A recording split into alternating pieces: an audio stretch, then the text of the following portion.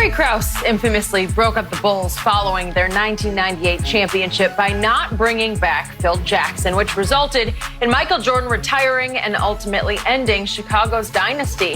And we may have just seen the end of the Patriots dynasty as Bill Belichick and Tom Brady parted ways this offseason after 20 years in New England.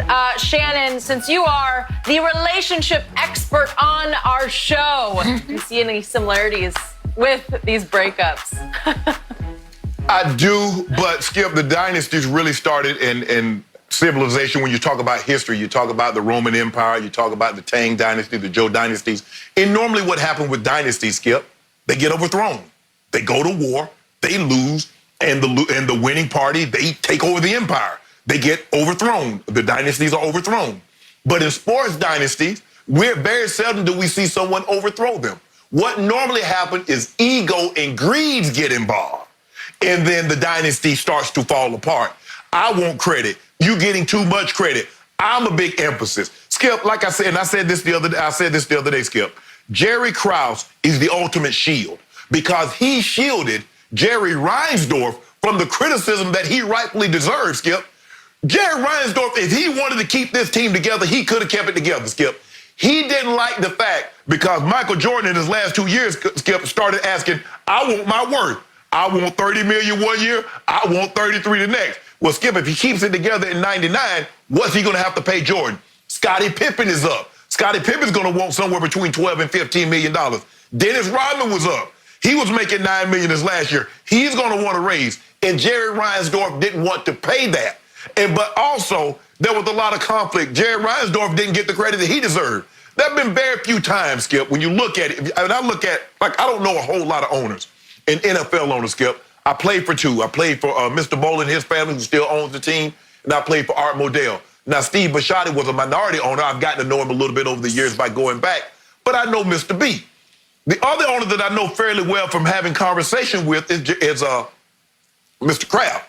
Now, Skip, I believe Mr. Kraft would have kept this thing running. He'd have kept putting oil in the car. He'd kept changing the child. He'd get it serviced every 3,000 miles like he's supposed to. He would have let this thing roll along until the wheels fell off.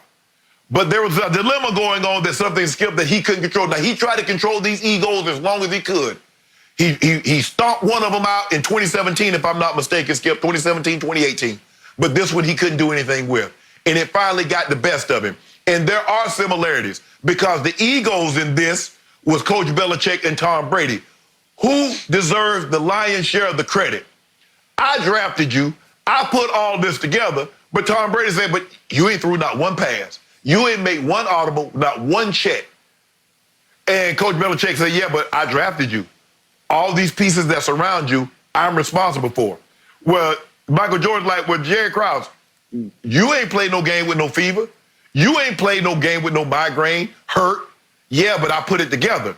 And so there are the similarities, Skip. But the one similarity is that Jerry Reinsdorf deserves a lot more blame for this falling apart than we've given him, Skip. And Mr. Kraft deserves none of the blame because he kept it together as long as he could. And then finally, when Tom's like, you know, I had enough. You want me back now, but I don't want to come back because you could have remedied this 3 years ago and you didn't. So, Skip, there are some similarities. And what mostly breaks up sports dynasty, Skip, is ego and credit. I need more, and my ego needs to be filled by saying it that I need more. Okay. You make a lot of good points. I'm going to try to make mine because I think I have a pretty good feel for this.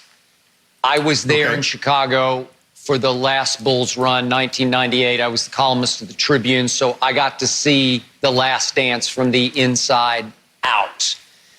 And I agree with your big picture premise here. The similarity is that in both cases you have one man as a team builder who thinks that he's such a mastermind that he can rebuild or reload without the star player, the superstar GOAT player, and show the world that he can do it solo. So Jerry Krause believed with all his heart and soul he could start over without Phil Jackson and obviously then without Michael Jordan and show the world, watch this. I'll build another dynasty without Michael and without Phil. And obviously, Bill Belichick, as the team builder, who happens also to be the coach, he's saying, I can go solo here. I can rebuild my football team as the personnel director, and then I'll coach what I gather and show you I can win a Super Bowl without Tom Brady. Well, Jerry Krause failed miserably in his pursuit of another championship. And I believe Belichick also will fail miserably. So that's the similarity. Now to your bigger picture point. From the start, Jerry Reinsdorf backed Jerry Krause, had his back on every issue, completely empowered Jerry Krause to run the Chicago Bulls. Hands down, unchallenged, unquestioned. Jerry Krause, it's your baby. If you want to do that or that, you do that or that. And I'm not going to say a word because I hired you to run that show. My hands are clean over here. I don't want any part of that. Don't blame me, blame him. So you're right. And they were birds of a feather. I think they were kindred spirits, Krause and Reinsdorf. They were both little men who became big men. And they did like the limelight, and they did like credit to a fault, but neither one of them wanted any blame.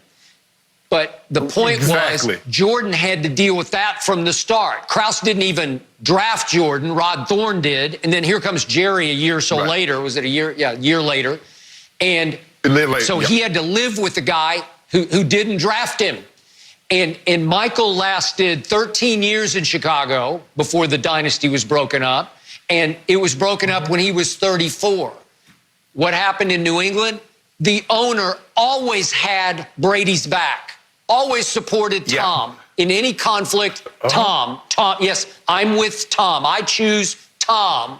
And that's why Tom lasted 20 years in New England before it finally got to be too much for Tom. But even to the bitter end, according to the NFL Network report, remember, Kraft was still backing Brady. According to them, they were, at least Robert Kraft and his son, were holding out hope that all the way to that fateful Monday night meeting in free agency week, they were hoping that he'd say, okay, let's do it another year.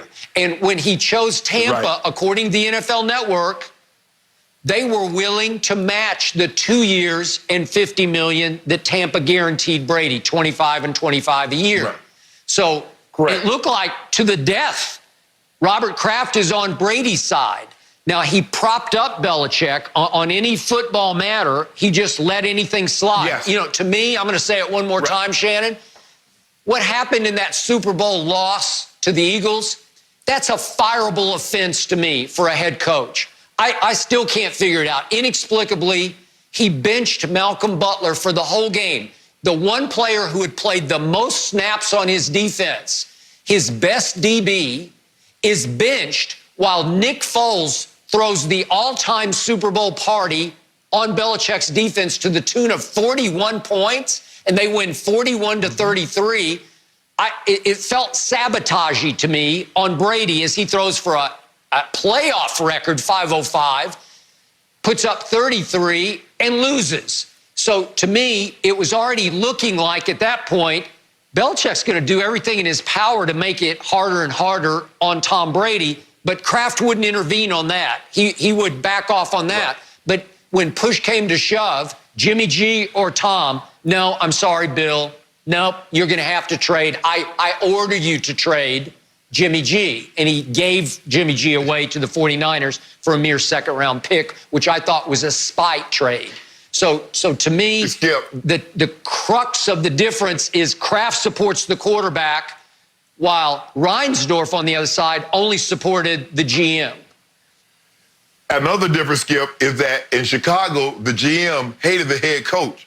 In New England, the GM loves the head coach because they're the same person.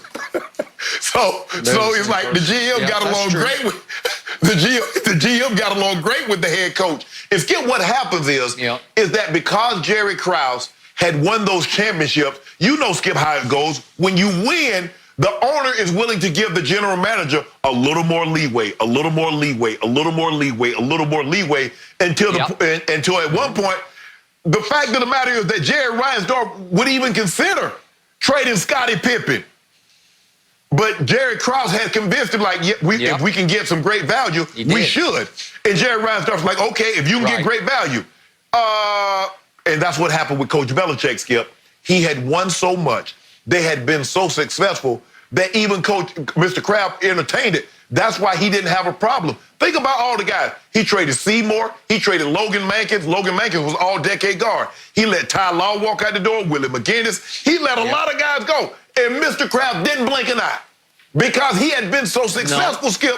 Who am I to argue with that? It wasn't until that way, like, whoa, wait a minute, Bill, you for real? Because I can assure you, Skip, when Coach Belichick went in Mr. Kraft's office and says, Bob, I want to trade Tom. Mr. Kraft probably looked at him, slid back from his desk, looked at him like, Billy, you serious? I can't allow you to do that.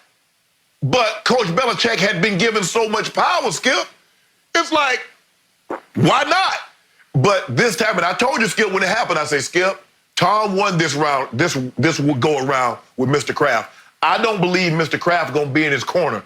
And he wasn't.